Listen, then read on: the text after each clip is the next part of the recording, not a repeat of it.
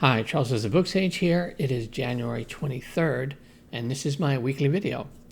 I'm going to start off right away with what I read this week. And the prior week was a prolific reading week. I read 2 entire Malazan novels and finished a third. It was like 2,400 pages, I think I read that week. This week, I read Rendezvous with Rama from Arthur C. Clarke. It's one of the all-time great classic science fiction novels, in my opinion. I hadn't read it in about 25 years, and it was time to revisit it. And that's the only book I actually finished this week. I'm still reading Crimson Wind, Book 2 of the Horngate Witches series by Diana Farrow Francis. That's an urban fantasy series. I'm still reading Throne. I think it's Phil Tucker, an urban fantasy story. I'm also reading A Patriot's Tale by Nicole Pierman. It is a historical novel set in the early years of the American Revolutionary War. And that's pretty much what I'm reading this week.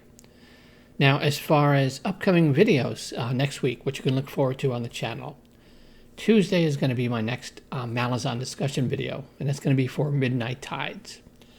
Quick little preview, absolutely loved it, and I have a pretty good discussion video, hopefully, about that book coming up. That's Tuesday. And Thursday should be my review for Rendezvous with Rama. Now, as far as reading next, I'm going to add a book that I'm actually currently reading, that I just started. And that is the next book in my whole Malazan read-through, which is Return of the Crimson Guard. If you haven't seen my other videos, I'm reading the Malazan Book of the Fallen 10-book main series, plus the 6, I think it's Esselmont books, the 6 of those, and I'm reading those in a combined reading order. So next up is Return of the Crimson Guard, and I'm around 100 pages into that and absolutely loving that as well. That's going to be my main priority for reading for this coming week. I really want to finish that book and continue on in that series. And I'm hoping to finish Crimson Wind and Throne next week as well. Now, on the topic of book-related TV shows, I mentioned that I was going to check out the very first episode of The Witcher. Now, I've never read any of the books the show is based on, and I've heard mixed reviews about the series, about the show. Anyway, people seem to love the books, and there seems to be mixed reviews about the show. But I figured, let me check out episode 1. So I watched it. I liked it. I thought it was interesting, and I ended up watching all of season 1. Now, which I overall enjoyed. Now, since I've not read the books, I have no idea if the show is even remotely accurate to the source material. So, if you've seen the show and you've read the books, let me know in the comments below if they're accurate or if the show just took massive liberties. I was really kind of perplexed by the timeline choices they made in season 1.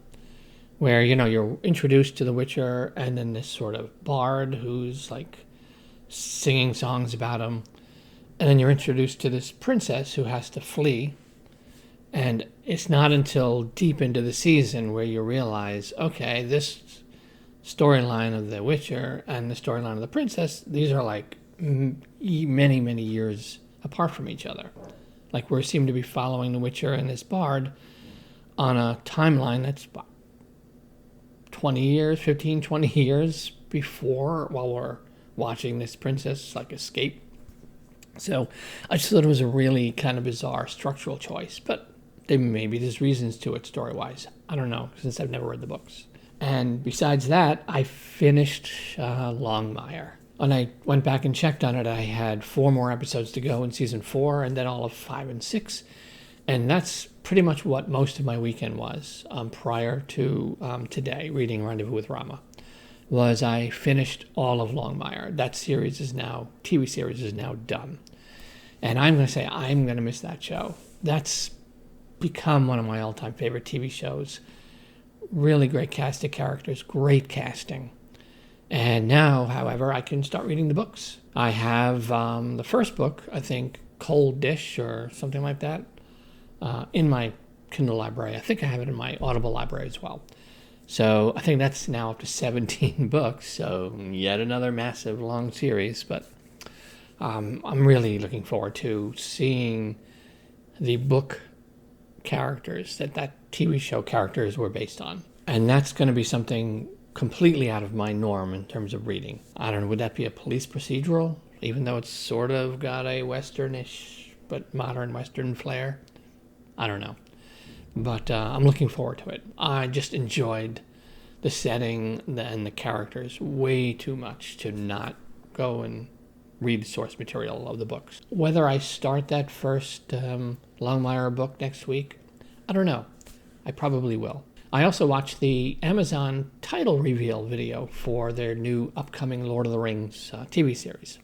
It's Lord of the Rings, The Rings of Power. The show is going to be focusing on events of the Second Age of Tolkien's Legendarium, when the Rings of Power were crafted, and we had the rise and fall of Numenor and all sorts of other things. Really cool title sequence or title reveal video, mostly practical effects from what I've seen.